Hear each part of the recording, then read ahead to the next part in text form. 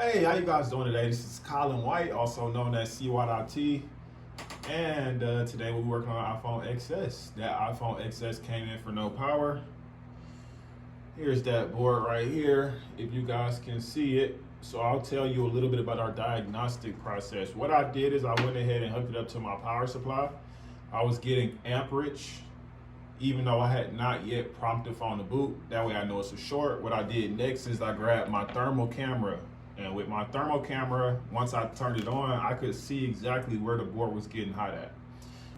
So what I had found when I used my thermal camera is that, and I'm not sure if you guys can see that, I'll go ahead and put it under microscope soon, but the heat was coming from this area.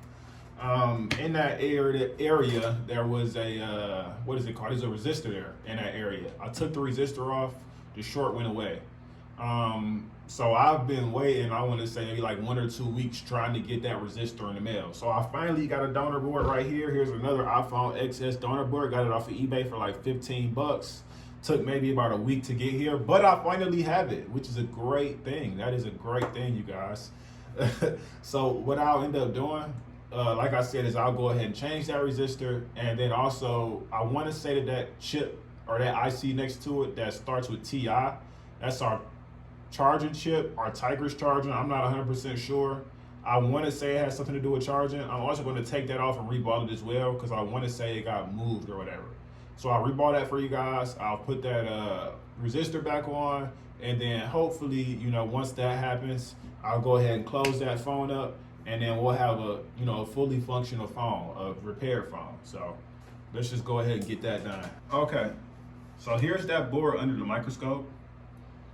Like I said, that's the resistor that was missing. That's the resistor that we were waiting on in the mail.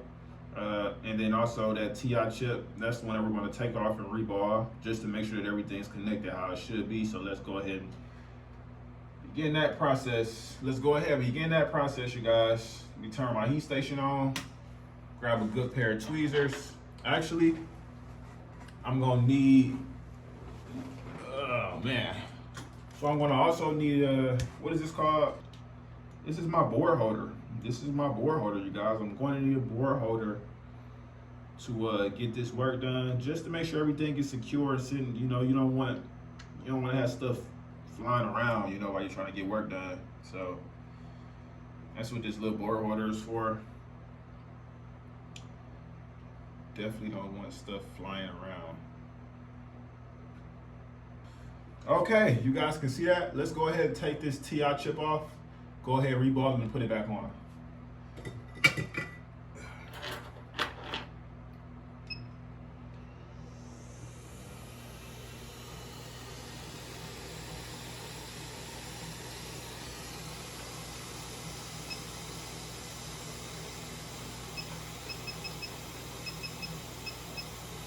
My heat's on 380, my airflow. My airflow just turned down to 50.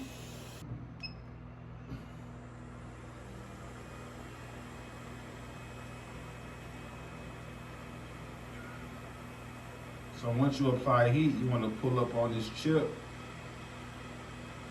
Not too hard to the point where you can, you know, rip past, but you want to pull on it so that once that solder melts, you can just go and remove it like so. And then let's get this back on here.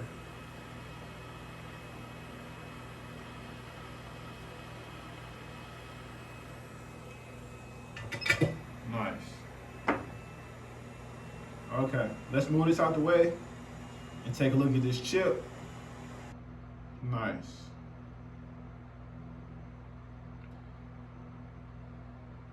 So here's that chip for you guys.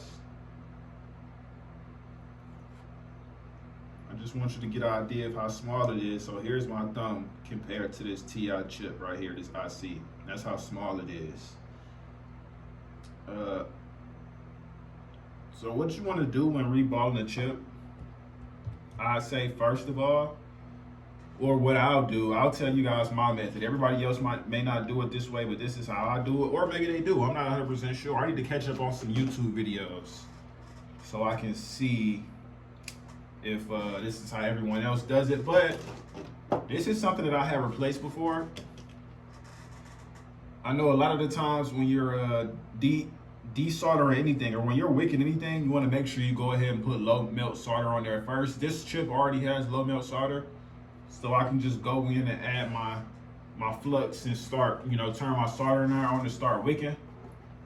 However, if you do have something and it has factory solder, which has a higher melting point, you want to add low melt solder first, because if you just try to wick with that factory solder, what's going to happen is you're going to scratch some pads and short some pads together, and then all of a sudden, next thing you know, you have a bad board or a bad chip because you've got things touching that shouldn't be, connected that shouldn't be. So you don't want to scrape too hard to the point where you make that mistake. But like I said, this one already has that low melt solder, so that's not something that we'd have to worry about. I'm going to go ahead first and add some flux onto this chip. That looks nasty, huh? You're going to add some flux onto this chip. Not sure what that black stuff is, but that's all good. You don't worry about that.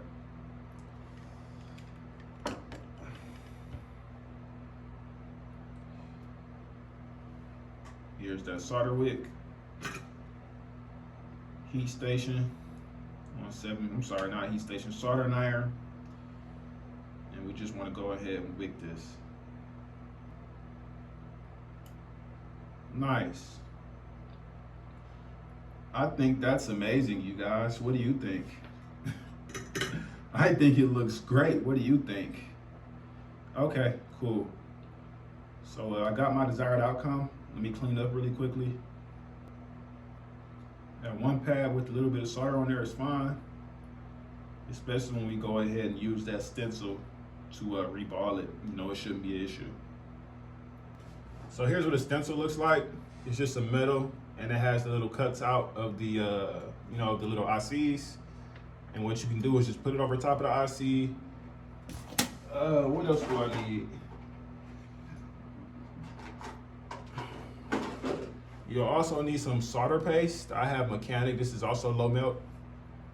Take this, scoop it out. Let me show you actually.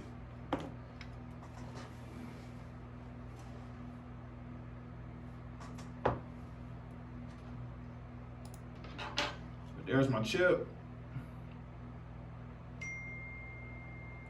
Here is my stencil. And what you want to do is you just want to go ahead and place that stencil directly over the chip. Like so. Okay, so this is perfect actually. So now we have that stencil over the chip. We have all of the pads showing. Now that that's taken care of, what you want to do next is you want to grab your solder paste. As stated earlier, this is low melt as well. You want to take just a little tiny bit and you want to scoop it onto this little spatula that I have. And then this is the fun part. You just want to go ahead and rub it. On. Pretty straightforward. It's not the most difficult thing in the world. You want to really make sure you get it in there though. I will say that. Cool. I'm gonna go ahead and add some flux.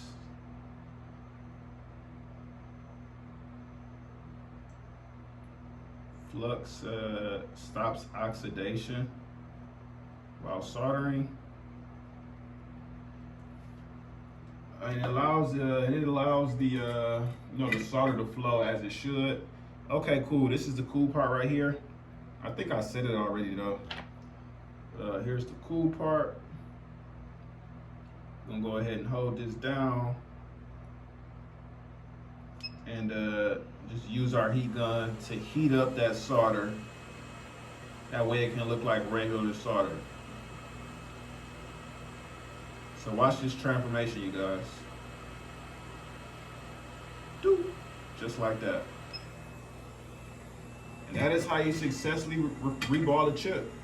I see, just like that. Make sure that's dry, which I'm sure it is. And then we can just go ahead and take it off. Perfect, just like that. So that's great, that's perfect. Now we're gonna put this off to the side because the next step is going to be to clean this area, right? Okay, so now that we went ahead and cleaned and reballed that chip, what we want to do now is we want to go ahead and we want to clean the area on the board where the chip came off, because we already have the solder on the chip. We don't need solder on here on the board too. We want everything to be even. Everything is even from when I reballed that chip. So let's go ahead and clear this off. I'm sure you guys can imagine. Well, first thing you want to do is add flux always. Anytime you're soldering, you want to go ahead and add flux first. Like I said, this is already low melt solder, so I'm not going to go ahead and add any more low melt solder. But what I will do is I'll go ahead and cut a piece of my solder wick, which I have right here. Make sure my my solder station is heated up, which it is. You know me, I stay prepared. Let's cut a piece of this.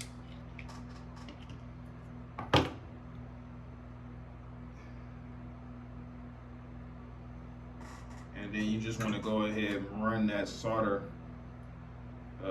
wick as well as the soldering iron over top to get rid of anything in this area, any solder in this area on the board. And be very careful with this because you don't want to move any other components.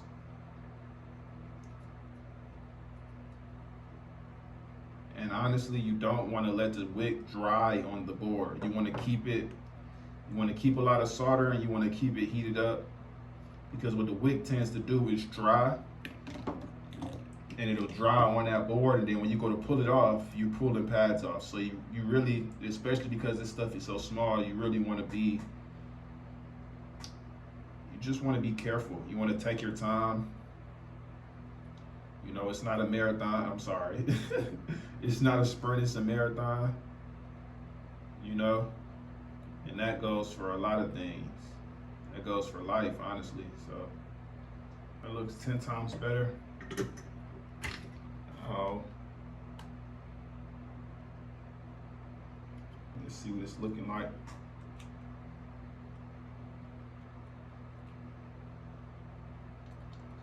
Nice, so I can work with that. I ain't got no issue with that at all. This looks nice, this looks good right here. Next, let's go ahead and line this chip up.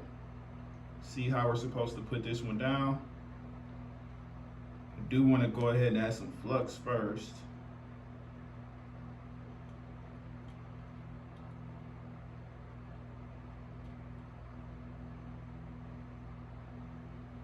We want to match up this empty spot right here with the one that's on the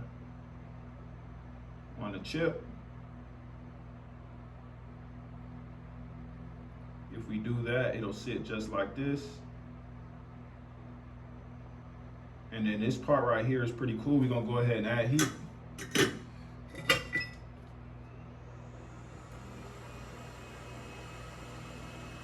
And then you'll be able to see the chip fall into place. So you'll be able to tell exactly when that solder melts and it goes ahead and connects how it's supposed to. See that? See that jump? So now we know it's connected and we can stop.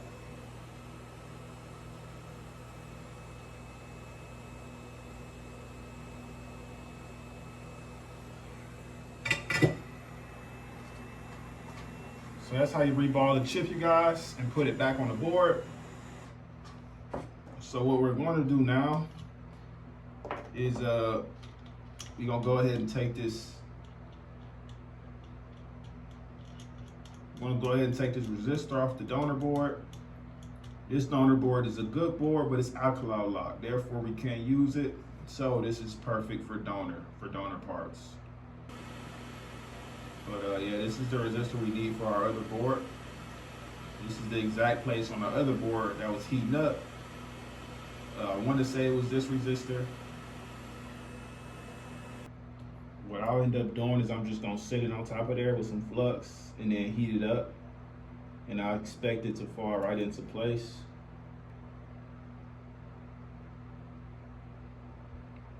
Push down a little bit. On green side down, I can't really see anything. We're gonna go ahead and add heat. That flux is gonna move out the way so we can see what we're working with. And that chip is sitting perfectly, or that resistor is sitting perfectly. We're just gonna give, the solder a chance to melt. That way it can lock in. Let's check and see if this one is on here or not. It is. Not moving, not budging, which is great. Let's go ahead and clean this off so you guys can see. So now we've got that resistor on there.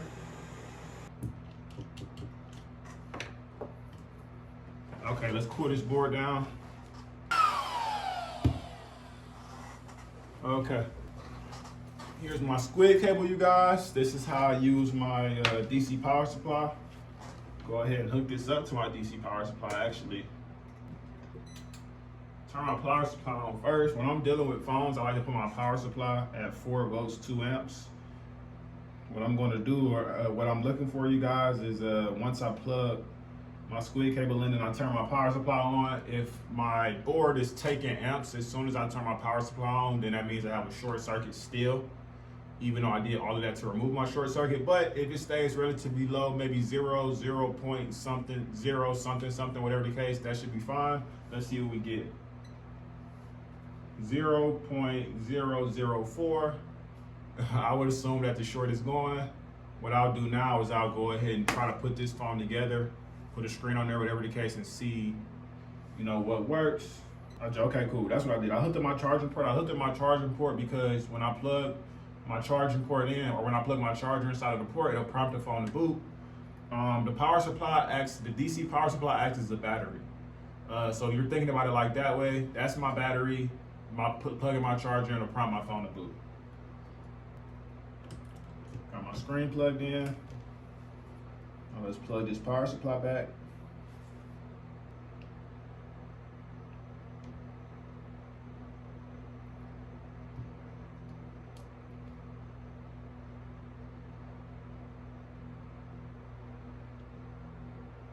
Now I will say some of them, they can't boot without bottom board. Some of them can, but some of them can't boot without bottom board. So just because I'm so confident in the work, what I'll do is I'll just go ahead and, honestly, if it doesn't work like this, I'll just go ahead and put them back together and then show you guys the result.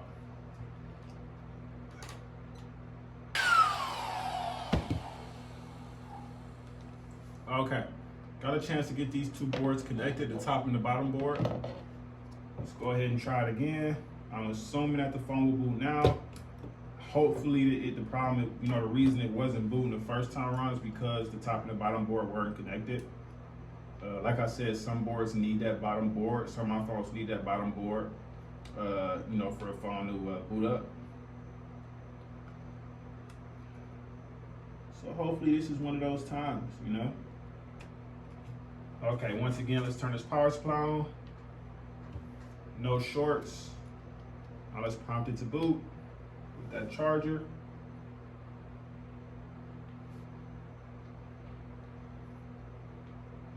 So we could have there could be an issue with that TI chip. That TI chip is in charge of charging. So possibly there's a possibility that chip is bad. That therefore we can't prompt the phone to boot that way.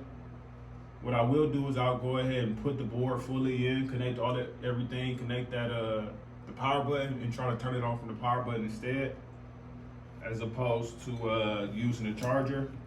If that works, I'll go back in, I'll replace that TI chip, I'll put it back together, and then hopefully that solves all of our issues.